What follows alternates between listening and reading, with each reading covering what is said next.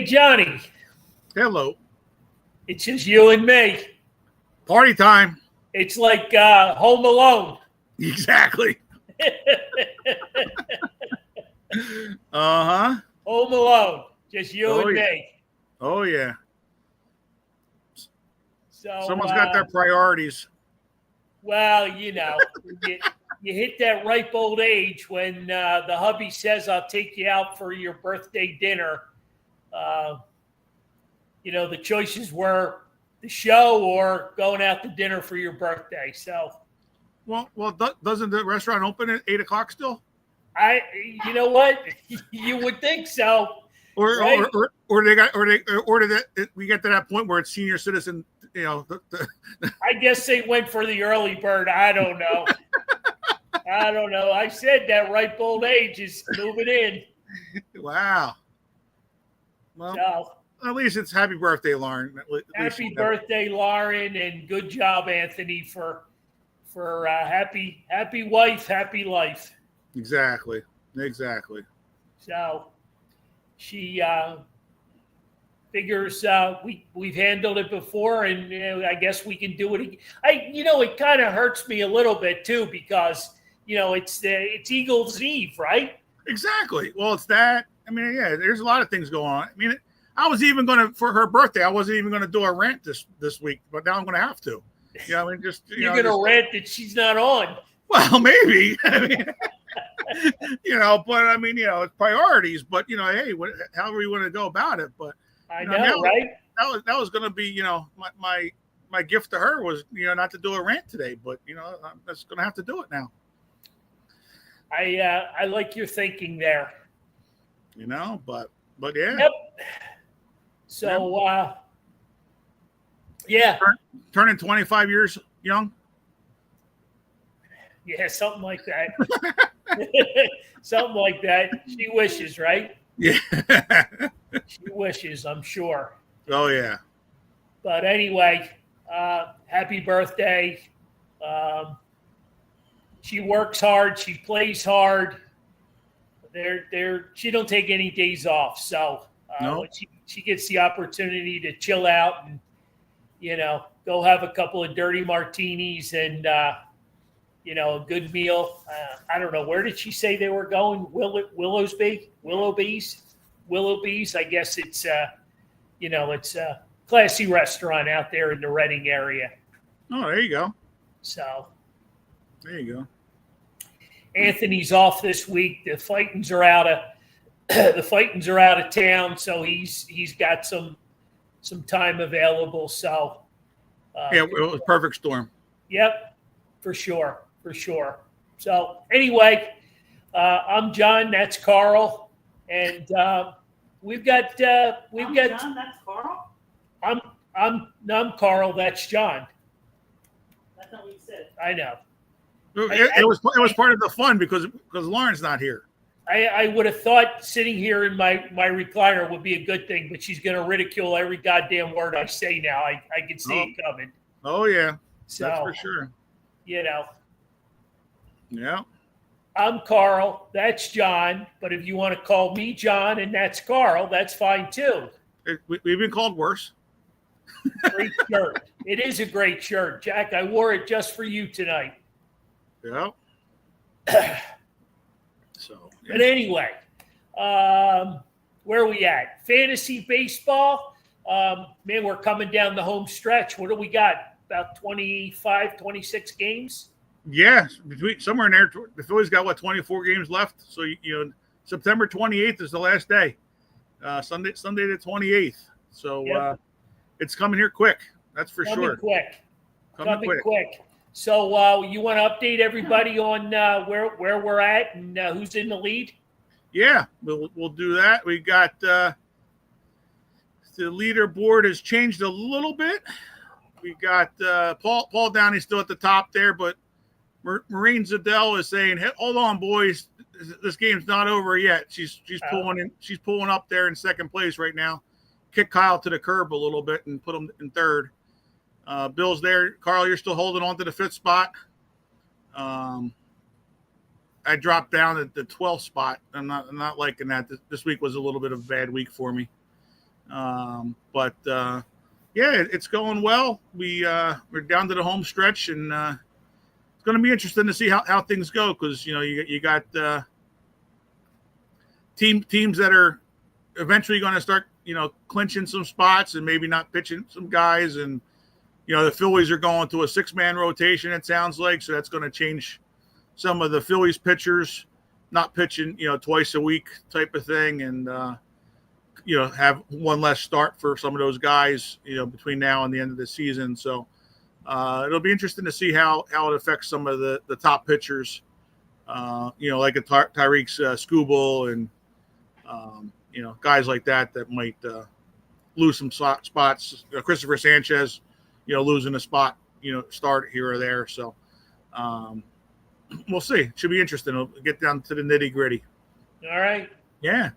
So All just in time while that's winding down, we're getting into the football season, and everybody's getting their lineups in. I got a little bit more work to do tomorrow for that, and getting the spreadsheet ready, and right before kickoff for Eagles.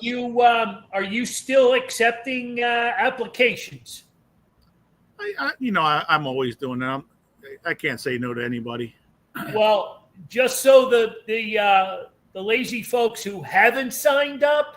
Right. Maybe the incentive to win a Jalen Carter autographed Kelly Green jersey might light a fire under your butt. Yeah, to finally give me the lineup. So the way I see it, if John's giving you a pass, maybe you got the next 8 to 12 hours to get your picks in.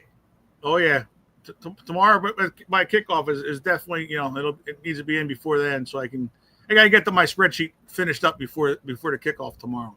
So I like your thinking, and I think that's very humble of you to extend that to everyone. After all, Jalen Carter autographed jersey, free, doesn't cost anything, right? All you gotta do is beat me. There you go. There you go. But I mean, hey, yeah, I mean it's it's definitely a great prize from Carl's Cards and Collectibles, and like you said, it's free to play, it's fun, and where else can you play for free and have some fun and possibly win a Jalen Carter autographed jersey? Was Joe Stinger the very first player to sign up? I think it was. He was definitely one of the first couple. I think there might have been one other person before him. All right, so I don't know that person. So thank you, Joe, for being the first player to sign up. That's awesome, and I love the old pencil and paper sign up. That's the absolute best. So that might have been what slowed him down. He was doing it actually by hand instead of one. But yeah, no, he's always right there first, always playing, and yep. It's always good. We love the support from everybody that plays the game, and without you guys, it's hard to make this game happen, and without Carl's Cards and Collectibles as well. So yeah, it's all right. I don't know that we might as well break the news all in one night since we don't have a boss to kind of tell us what to do and what not to do. I don't know. Did we ever announce a baseball fantasy prize? We have not. Okay. Maybe tonight's a good night to do that since we're coming down the home stretch, and maybe the people will take the opportunity to look at their players a little bit harder. Yeah, absolutely. So what's the prize going to be, John? We are going to have a autographed Greg Luzinski jersey.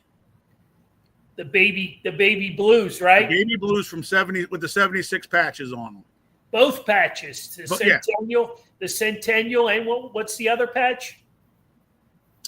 Well, it's the one. It's a Centennial patch, but also has the Liberty Bell patch, I believe, as well. Gotcha. On the other side. Cool jersey, and they're going to be signed.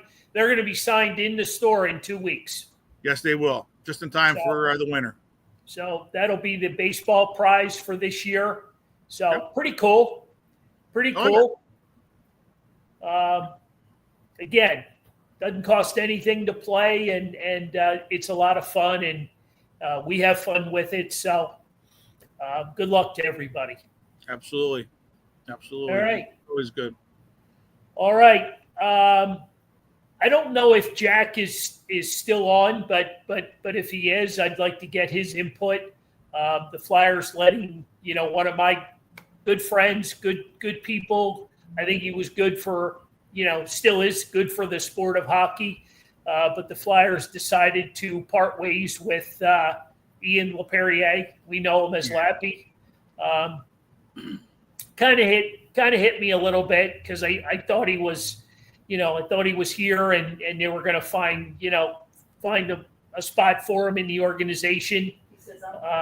But he's on to be the pro scout for the New York Islanders, a team in our division.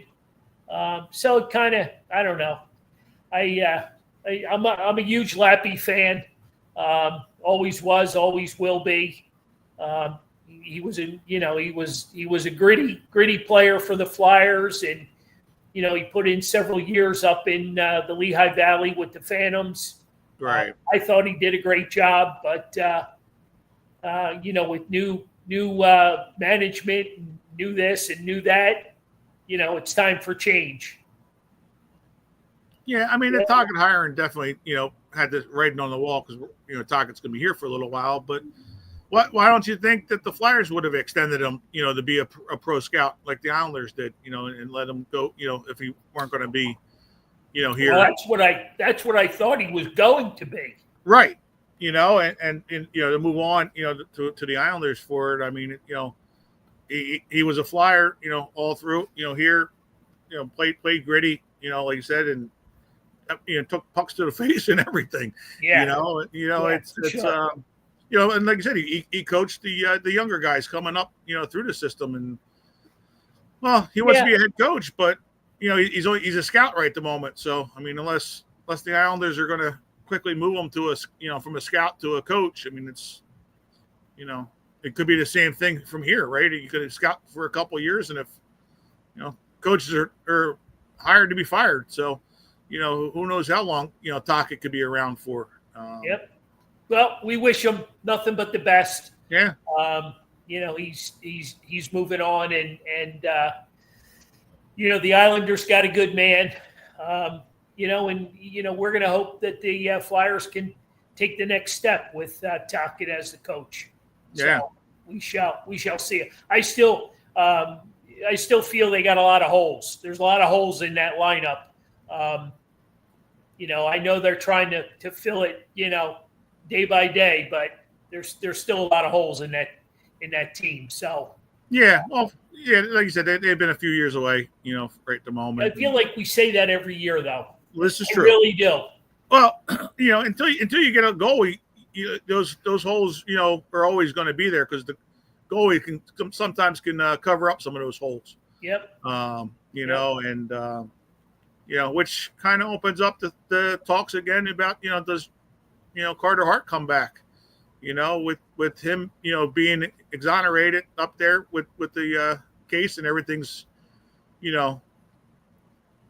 was canceled for him, or I don't know, I guess, just exonerated. So he's everything was let go and there's no charges for him. Does that open a door for him to come back? I mean, it's a tough situation. But Jack is asking me about thoughts on Dale Weiss's comments about Giroux and Voracek, and I'll be honest with you, I got to plead the fifth. I didn't pick up on any of that, but I'm taking by the tone of that question. It wasn't. He didn't have nice things to say about Giroux or Voracek. Maybe Jack, you can, give us a little update there.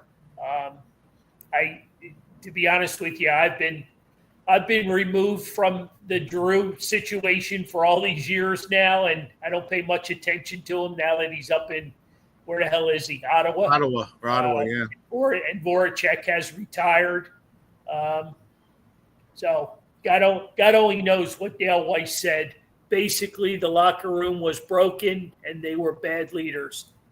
Yeah, I mean, I think we've heard that from other people. I know, they've talked a little bit about that on the NHL Network. Different little tidbits of things, nothing specific, but doesn't surprise me. Doesn't surprise me at all. But I mean, Voracek had a drinking problem, so probably most nights he came to the arena, still half squashed from the night before. So, but who's the leader now? I don't know. That's a great question. I mean, I know Sean Couturier wears the C, but that's an interesting question. I know they're trying. I think that's why they brought Torts in, to clean up all those issues, and I'm not so sure, if he fully, did that. I know he was trying to.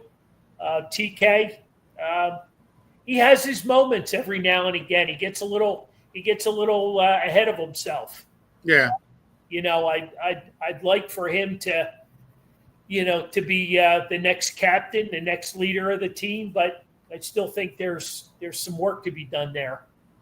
Well, and you think too a lot of like same thing with Giroux and Voracek when they came in and they were young, like there wasn't the veteran guys, to be there to take over that leadership. And you would like to see Konechny do it or keep Coots to be able to keep doing it, but it's just you need that veteran leader that's been there and can say, hey, no, this is how we got to do it, more so than the same old type of thing. Yeah. I mean, I know they brought back some old Flyers to be, on the practice ice, but they're not in the locker room. They're not, with the team on a daily basis. Wayne Simmons, he was another good guy in the locker room. John LeClaire back in the day with Lindros and those great years. But that's the caliber of player that you need now, with all these young players. Yeah. So, and getting back just real quick before it gets too far away, Lappy, wasn't he with Jones and Briere during that same kind of time period? As a player. Teammate? Yeah. That's what I thought. Which kind of makes it a little bit more surprising that they. I don't know. I don't know. Any behind the scenes kind of thing. I think they were hoping that maybe Tocchet would take him on board as an assistant coach. Right. And I guess when that didn't happen, Lappy said, "Well, screw this." You know what I mean? Like, I don't really think they want me here. So. Right. So, I mean, again, I don't know. I just know he was a good guy. I know I never heard anything bad from any of the young players. You thought he had them on the right path. Right. But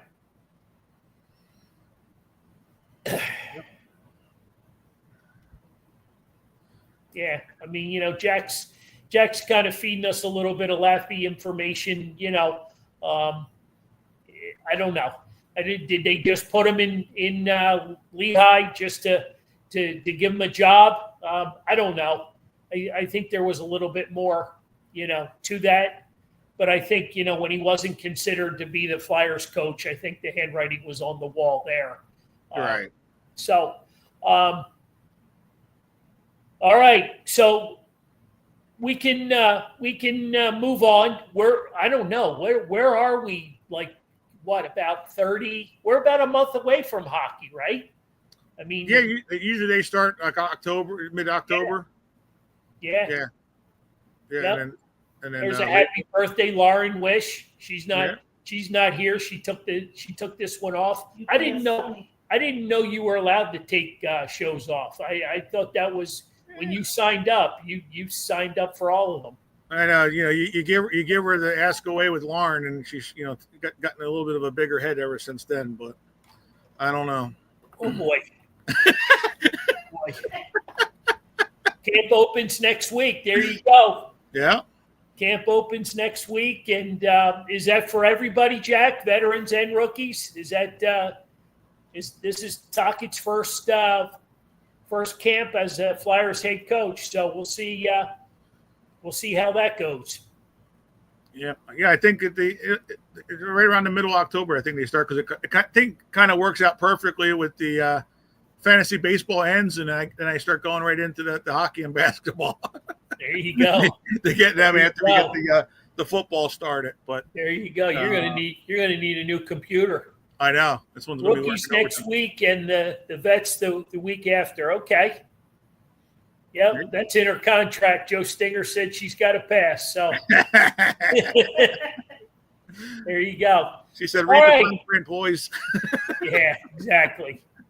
All right, let's kind of we can always come back to our Flyers. We got Phillies baseball back tonight. Yes.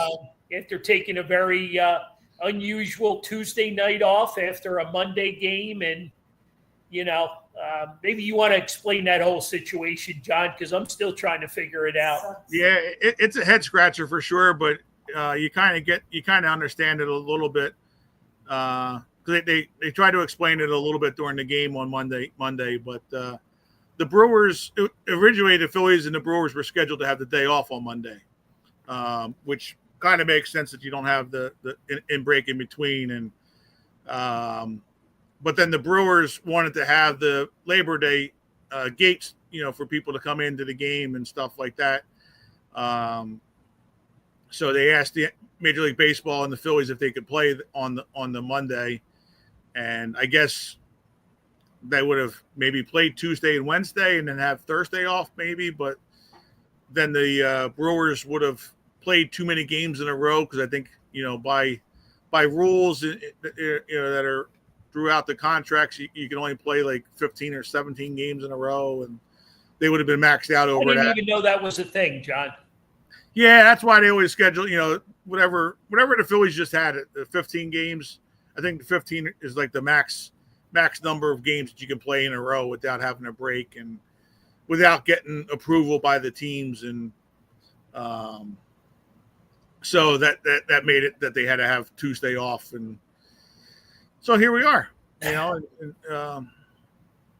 It's kind of weird, but maybe it's good in the long run. I'll kind of leave it, as take the positives out of it, that the Phillies might be seeing the Brewers in the playoffs, and this would be kind of how the playoffs would go. You play one game and off a day, and then come back at it. So right. Maybe it's a good thing, and that's how we got to look at it. But okay, definitely a strange quirk in the schedule for baseball, and in a way, I kind of liked having the game on Monday, for the holiday, to be off. But I did as well, but here's my complaint. Here's my rant. It was Labor Day, correct? Right. So, usually there's a big celebration for Labor Day. Flag presentation on the field, right.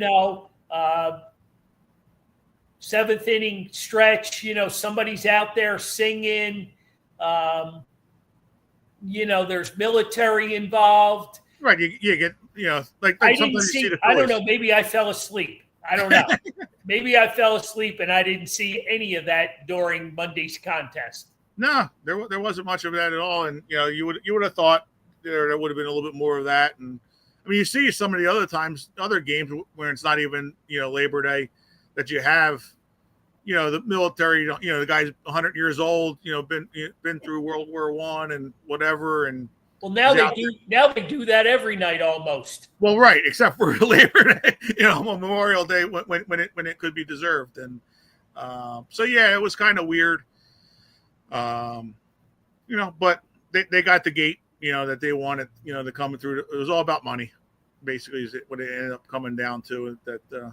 Well, I thought too, that there's been, I don't know. Again, maybe I'm stretching this out a little too far, but they would have a patch on their hats. Yeah, you should do it. The hats are different. I don't know. Maybe I fell asleep. I don't know. Was there any of that at all?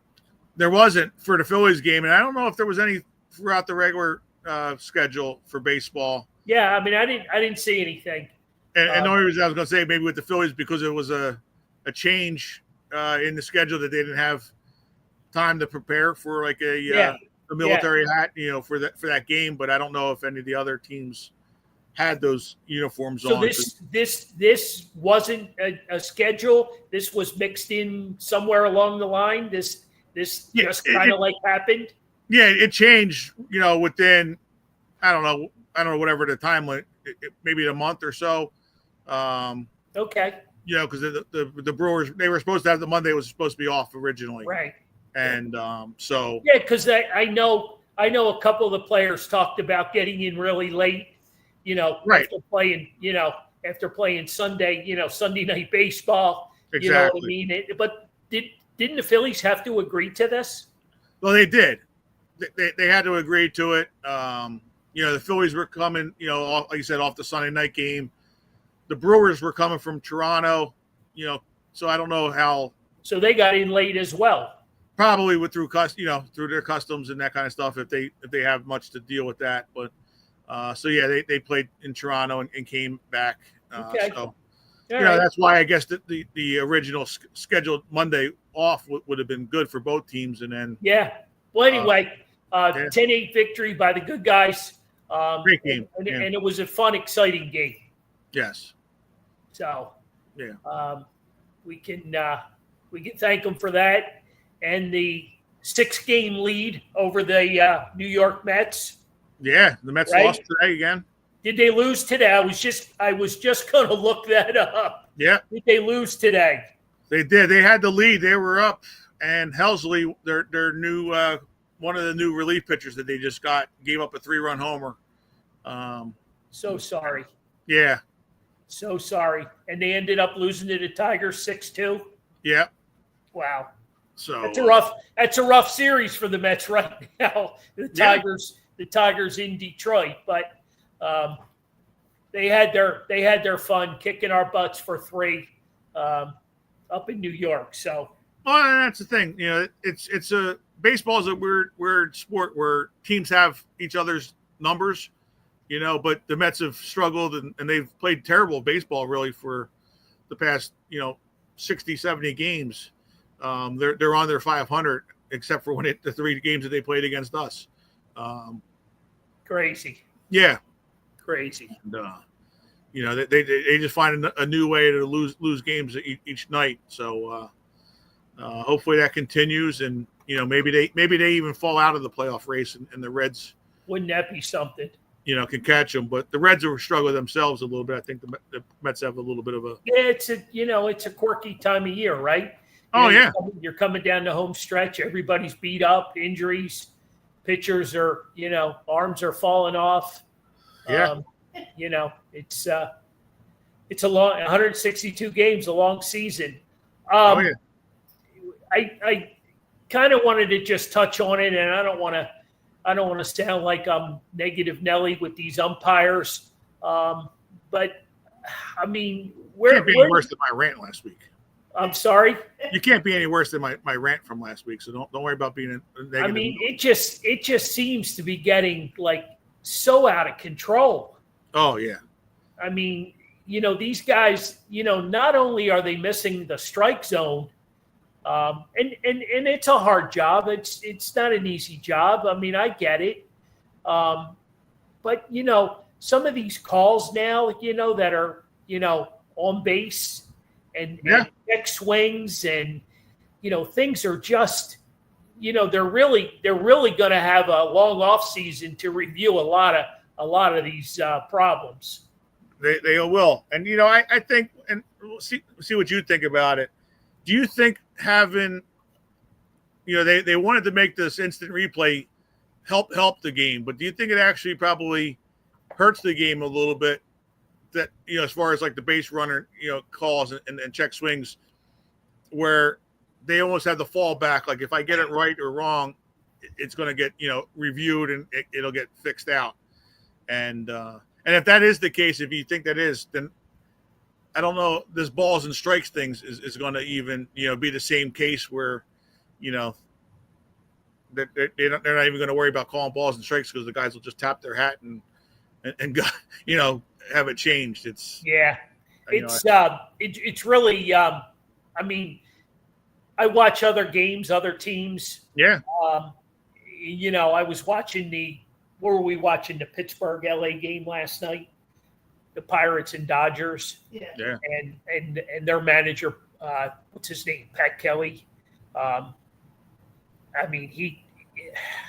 It was a horrible call. Check swing. They ended up giving, nothing overturned. It was just a horrible call. I mean, the Pirates still won the game, but it just, they had the opportunity to surround all the umpires together and get the call right, but the home umpire still didn't want to do it. Right. So I just kind of here's an opportunity to get the call right. And that's the whole thing. And you just, it's like your head's too big for the helmet. Exactly. Yeah. And, I know I get a little, pro Phillies with stuff and, want every call to go our way. But, you watch baseball around the league and, man, you just see some of the shit calls, and the non-calls and the bad calls. And, I don't know. Tony's probably still on. He wished Lauren a happy birthday. He's an umpire. He's probably got his views on a lot of this stuff. But it's been a rough year. It really has. Yeah. And it's one thing if you miss a call, and it's going the same way, that you're wrong. If you're going to let the ball go on the outside corner, call it a strike or not, and you call it the same way all game long, at least, all right, yeah, you're wrong, but you're consistently wrong, and the batters can adjust to it. But when, one pitch is right there, and then the next pitch comes right there in the same spot because the pitcher got a strike call, and then it's a ball, then it makes it more frustrating. And then the same thing when the ball's right down the middle of the plate, because they missed their location and they're expecting it outside, and it hits the upper right left corner or whatever, and it's still a strike, but then they miss it right down the middle. So what does this come down to, John? The owners' meetings where they'll review everything and take everything to decide on rule changes and things of that nature. Yeah, the winter meetings, they'll get all that kind of stuff. Try to see if they can figure it out. But again, it's like, how many times can you do the tapping on the hat though?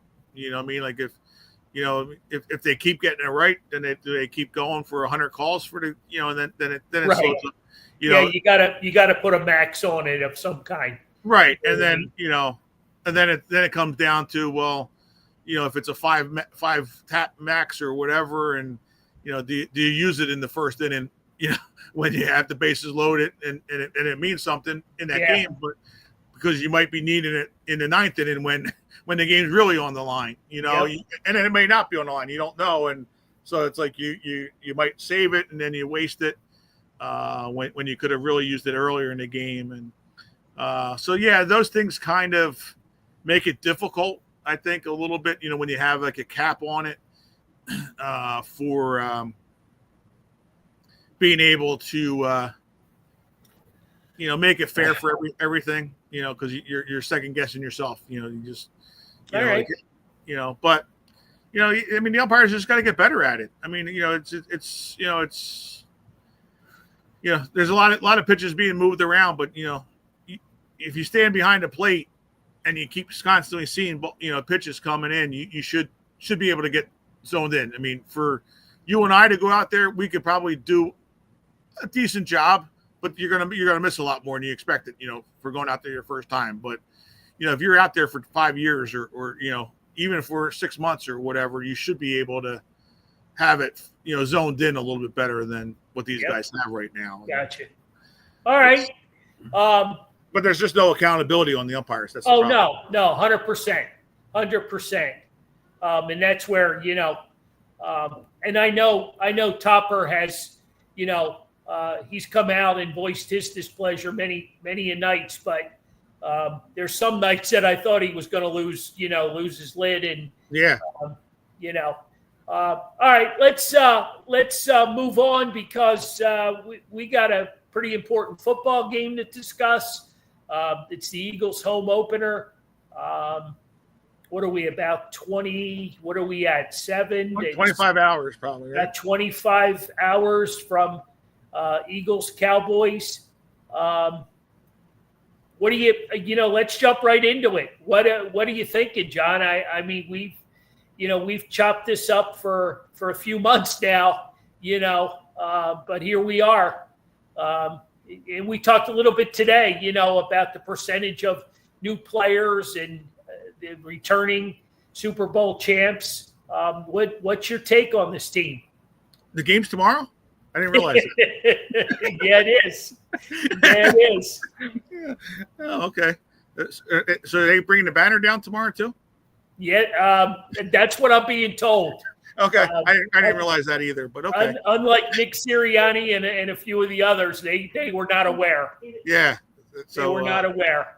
No, I think it's we're in for a great season this year. I really do. I think our record may or may not be as good as last year's, but that doesn't mean the team's worse because of it. Because this schedule is very tough schedule that they have to do, and no back-to-back home games is an oddity.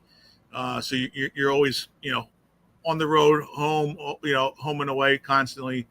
It's going to take a little bit of a toll on them a little bit. So good thing at the end of the year, you got 2 of the last 3 games are against Washington, so it's not too much traveling. As far as airplane rides and stuff like that, but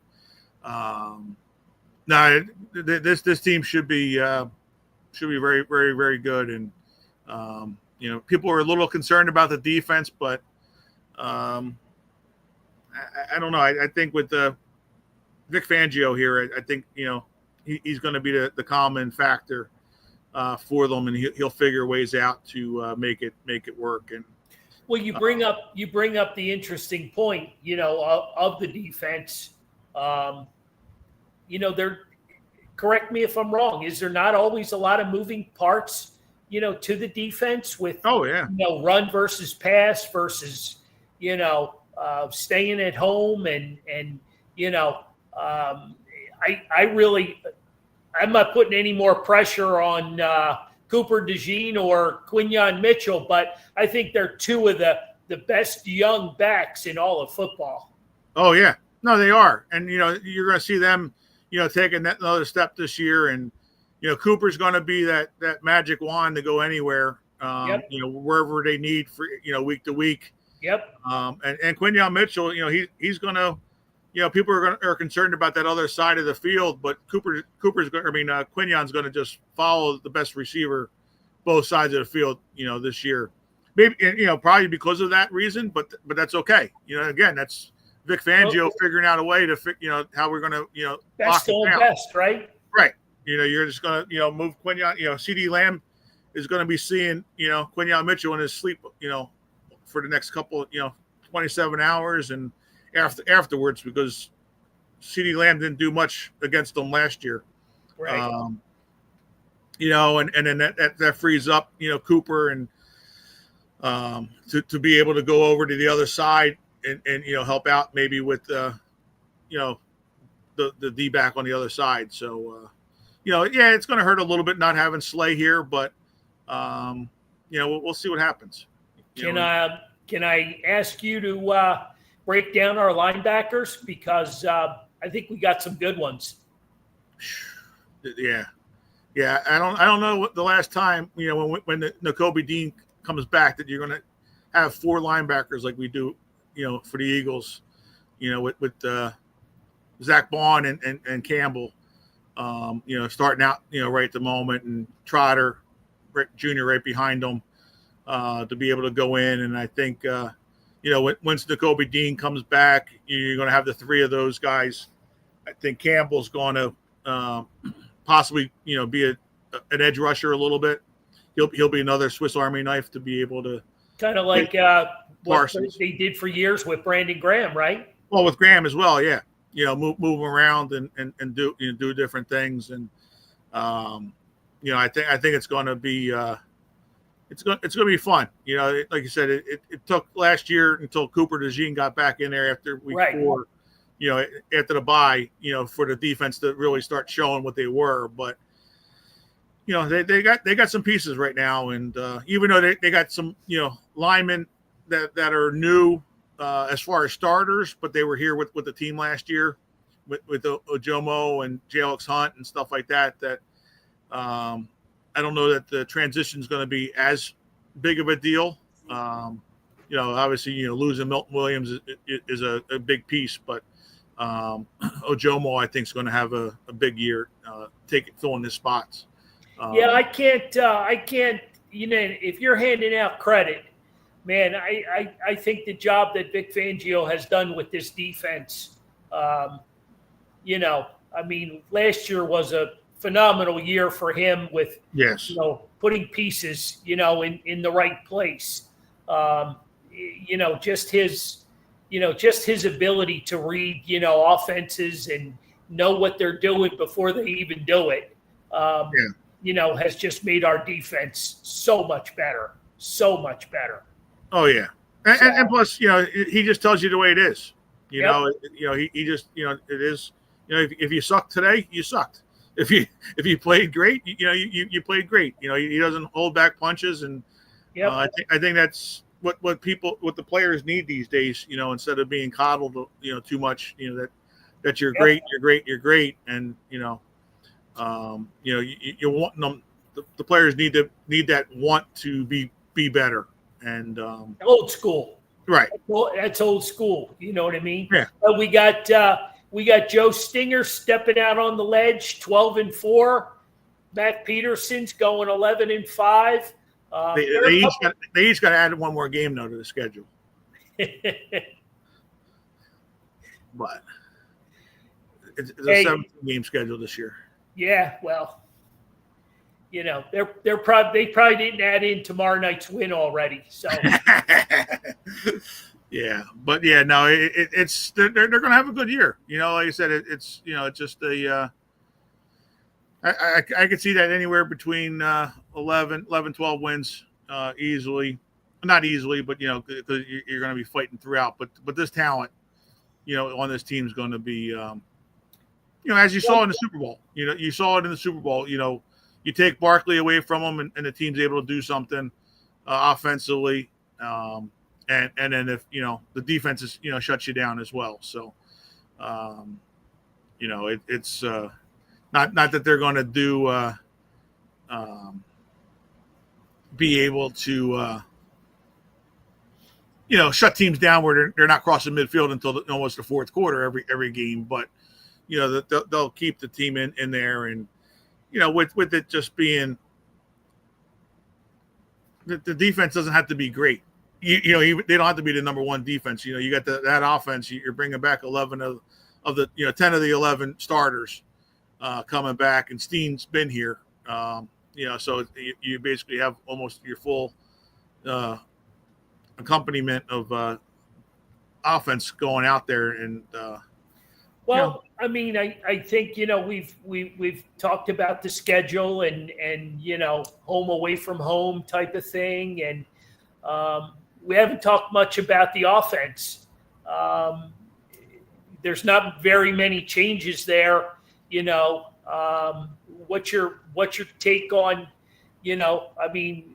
you can't really ask Barkley to be much better than last year, can you? No, you can't. And I think teams will play it a little bit differently, more like the Chiefs did, and it didn't work out for them either. But you'll try to take the ball out of Barkley's hand as much as possible,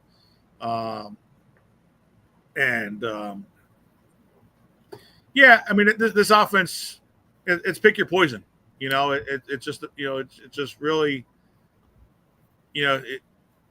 if you try to shut down AJ Brown, you got Devontae Smith that's going to be able to do something. You got Dallas Goedert that really hasn't been used much, in the past, and he had almost as much yardage in the playoffs last year than he did the whole season. Right. He really stepped it up in the playoffs. And hopefully they open that up a little bit. Yep. And even though it's technically a new offensive coordinator, for the Eagles, for the 6th straight year, but Patullo, right? Is the guy's name? The offensive coordinator, yes. Yeah. Yep. And he's been here though, for that whole time. So he's had other roles, and now right. he's stepped into to the coordinator spot. So I mean that should make the transition a little bit easier. Yeah. I'm just curious for tomorrow night, being that the starters really haven't played. Oh, that's how long it's going to take. Is it going to take a couple of series, a couple of quarters? What's the first half going to look like? Well, that's always the big question, because they came out 2-2 last year, right out off of not doing the same thing, and going to Brazil, to play the Packers week 1 last year, and I think they'll be okay, just because I think a lot of the teams are the same way with the not much in the off season, playing in the preseason. So I mean, the defense I think should be still good. I mean, we have new players, but not a lot, right. of guys that have not played before. I mean, Ojomo and Hunt played a lot in the Super Bowl and in the playoffs, so they're it's not like it's their first games, playing. And you got to worry a little bit about Campbell, I guess. Maybe over pursuing a little bit for his first game. He looks hungry though, man. He looks so fast. He looks so fast. He looks like he's just ready to jump out of his shoes. Well, that's the thing. I mean? He may make miss a play or two because because he's trying to do something, but he'll make 4 or 5 other plays that you'll be like, oh my God, it's going to just open your eyes up and be like, okay, that's a great play, and I think we drafted him. Right, and the safety that we got to, I think he's from Clemson, right? Don't ask me to pronounce his name. I know. It's slipping my. I don't want to mess it up, and he's got a little bit of a hamstring, but I think by a few weeks, if not tomorrow, you'll see him being another guy that's a ball hawk as well, which will hopefully let Reed Blankenship do his stuff as well. And, So with everything that we've watched with this team, moving forward from Super Bowl 52 and, the transition of players, the last 2 standing are Lane Johnson and Jake Elliott. Yes. From Super Bowl 52. Something to be said of both of those positions, because I mean, I'll go Jake first, because the inconsistency of kickers, right? Oh yeah. I mean, when you get a good one, man, you want to hang on to him, right? And, and he's been around a while, and he's had his little issues and inconsistencies, but overall, he kicked the crap out of the ball last year. You know what I mean? Yeah. And, here he is. I don't even think they brought in competition this year to have to push him. No. So, with that being said, you move over to the offensive line. Lane Johnson's been around here how long? Yeah, I mean he's been around a long time. He's getting ready to. What's it? is it next year? I believe is when he'll be able to pass Brandon Graham for the most games played. Yeah, which For an offensive lineman to be able to do that, Yep. in today's world, and to be able to Yep. play that many games and at a high level still. Yeah, two stellar, guys, quality individuals, guys that, you talk about guys in the locker room, right? Guys that have, they've seen everything, they've heard everything, you know what I mean? And they can just kind of, put everybody, in their spot and just say, relax, boys, we got this. Exactly. You know what I mean? And it's still good. I knew BG's out there, he's Section 120. He's doing the party animal thing, right? He's just having a ball.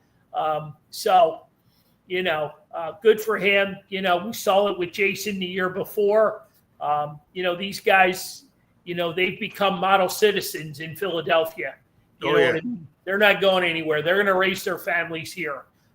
It's just so great to see.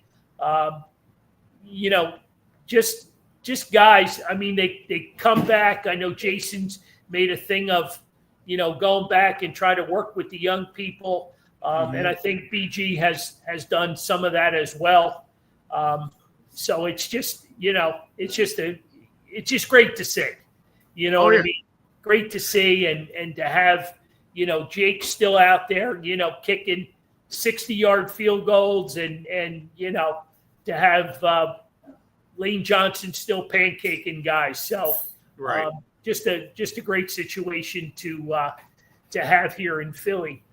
Is there anything that I know we've talked a lot of positives and, we're both homers when it comes to our teams. Is there anything that you're kind of waiting to see develop? I know we talked about the secondary and when Nolan gets back. And Nakobe Dean, rather, yeah. Is there anything else is there anything that you're kind of like, all right, hang on there, Carl, you're getting a little ahead of yourself. I know we're all in that 11-12 win kind of season, but is there anything that you don't want to see? No, you know what? There's really not anything on the field with this team that is going to be an issue. I think the only thing with every team that you got to worry about is injuries. Right. That's the thing. You played now, in two of the last three Super Bowls. You gone through the long runs, those 3 years. You're turning some guys over and stuff, but you just don't want to see any injuries. Right. And they've been lucky. Last year they had pretty much everybody except for Nakobe Dean as a starter. Go the whole season or at least play. Who started the season in the Super Bowl, which is huge. The same thing when they went in 57, the Super Bowl 57. The same thing happened that they, had everybody, make the Super Bowl team. You stayed healthy. It's just that's the big thing, because you see it already. Landon Dickerson, had the knee issue, and then a little bit with the back. I mean, he's tough as nails, but it still just wears you down, over time. And you've seen Lane Johnson have his, health issues a little bit as well. And I think last year was probably Saquon Barkley, as much as his healthiest year ever. He obviously, as he said, the hardest hit he had all year was the reverse hurdle. So, it's like, that's with the offensive line, it saves him a lot, but you lose a couple of those guys. We saw with A.J. Brown and Devontae Smith when they went down, it made it harder for Jalen Hurts, obviously, to move the ball a little bit when you have two quality, wide receivers like that go down. It's that's the only thing you got to kind of worry about. Yeah, the old injury thing could come back to bite them, but I think Howie's done a real nice job of bringing back some quality veterans to fill some of those holes, if that be the case. Oh, yeah. He brought back Fred Johnson after losing him, to free agency. I guess the surprise one might be the Marcus Epps that they picked up when New England released him. Yeah. He's kind of like a veteran guy. You talk about the old Swiss Army knife. There's a guy can fill in. You know what I mean? And it was the third one that they brought back. I had it on the tip of my tongue, and then that fast. The receiver from Houston, Menchie. Yeah, Menchie. To go along with Dobson. Those are four. Though Dobson and Menchie, they could be 1-2 receivers on a lot of teams in this league. Oh yeah, absolutely. Yeah. Oh. But yeah, it's you got the quality depth there. You got the linebacker depth. The only spot you really don't have a lot of depth is at the defensive end, spot right at the moment, the pass rusher. But if Nakobe Dean comes back soon, that you can move Jod Campbell to one of those spots that might open up a little bit more depth there. I just think they have so much athletic guys in the middle of that field, the Nolan Smiths, Campbell, Zach Bond. We've seen, they are so athletic in the middle of that field, and they put so much pressure right behind the line. Just when you think, Vic isn't going to blitz or doesn't like to blitz, you know what I mean? Here he is, and he's got the guys all fired up and they're ready to come charging. Oh yeah. And the other thing too, which it could be sneaky little move too, is watch out for, possibly Jalen Carter being on the outside, in certain situations where you got Jordan Davis and the rookie, what's his nickname? The white polar bear or, the white grizzly bear or something. There's some kind of bear he's named, but he's once he gets things under control a little bit with the playbook and stuff, and he's out there a lot. He could do some havoc, and him and Jordan Davis can hold the middle down. And I think this is a big year for Jordan Davis. I think it's a put up year for him. Oh yeah, no, it is. And he's slimmed down. He's got his 5-year. They opened it up and paid him for the 5th year, so he'll be here next year as well. So I think that takes a little bit of pressure off of him. And he slimmed down and is in shape, and I think you'll see a big bounce back year out of him as well. And it's just even though that the depth doesn't seem to be there, I think there might be some moving pieces, especially with Vic Fangio to make it that there is depth on that outside. Yep, absolutely. Real quick, as we're winding down and game time is getting closer. Any predictions for tomorrow night?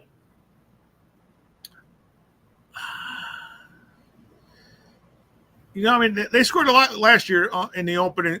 Both teams scored. In the high 20s and the 30s in Brazil on bad turf. So I do think that the Eagles win probably 35-21. Okay. I'm a little bit more conservative only because they haven't played, and I think, it may take them a little bit to get going. I'm in the 27-17 range. Yeah. I just think the excitement down in South Philly tomorrow, two things. One, the parking lot's open at 1:30 for the tailgaters. So there's going to be plenty of ability to stay hydrated. Yes.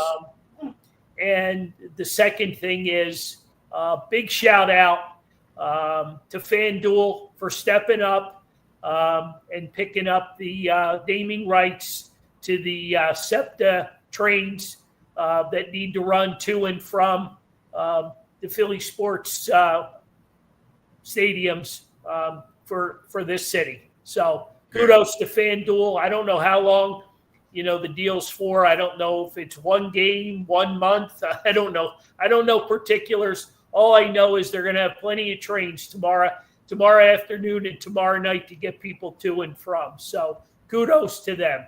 Absolutely. Yeah.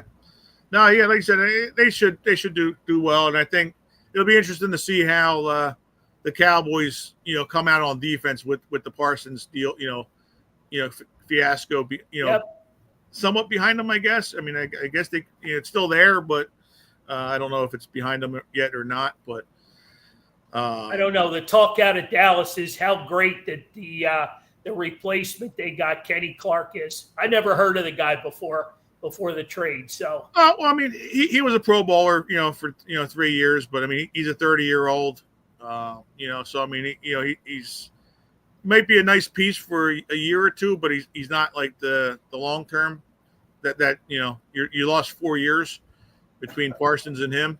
Yeah.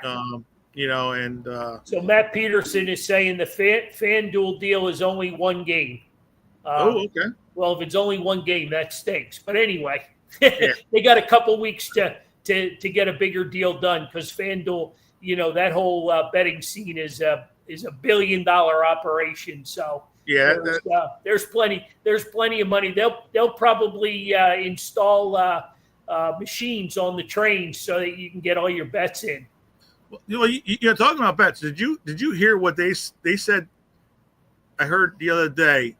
What do you think the amount of money is going to be spent just on football betting this year? I heard that, but I don't remember it because the number was so big. Yeah, I think it was $30 billion with the big.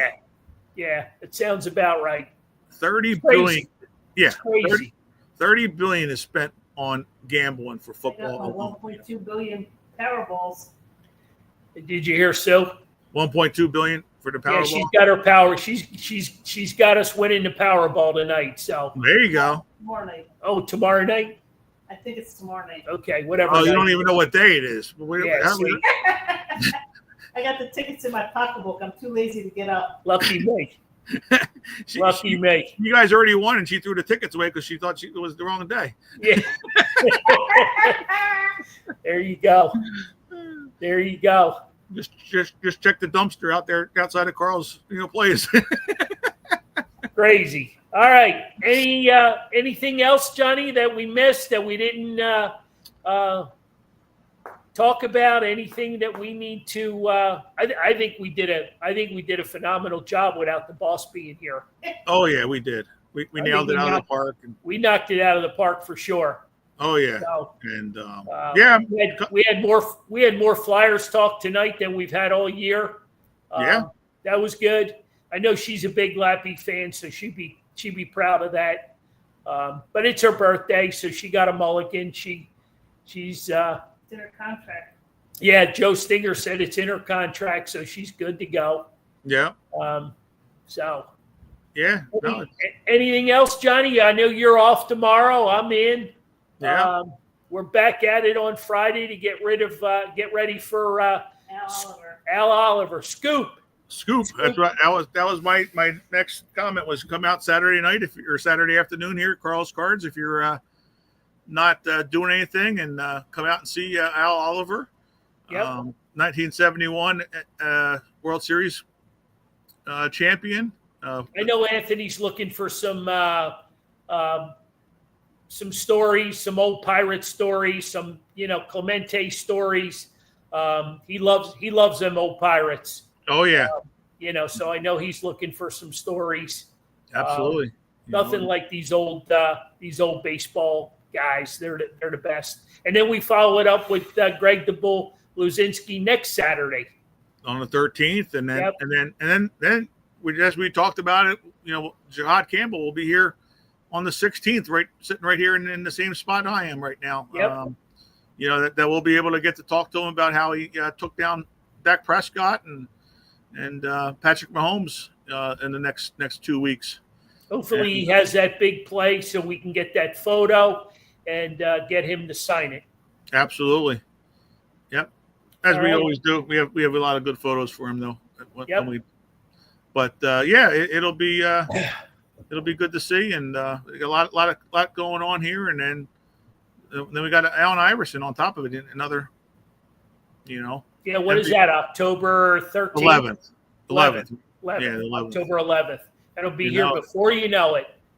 And then September 24th, you got Dick Vermeil at our live show at Buffalo Wild Wings, the Hall of Famer. Yep, really looking forward to that as well. Yeah, Yep. yeah. We'll be deeply, 3 weeks into the football season. We'll get a lot of good scoop there from his take on it and how it is to come back, from a Super Bowl winning season, as he did with the Rams. Unfortunately for him, for us, I should say, it was the Rams and not here with the Philadelphia, but and also he went with the Super Bowl with the Eagles, but. So yeah, it's got a lot going on here. We got a busy September. Oh yeah, busy. Yep. Anybody looking that's not going to the game tomorrow night? Sue and I will be out at Buffalo Wild Wings. Come join us. The first one's all May. I'll be more than happy to introduce you to all the regulars and all the waiters and bartenders. So that's where I'll be watching tomorrow night. So. Looking forward to it. Go Birds.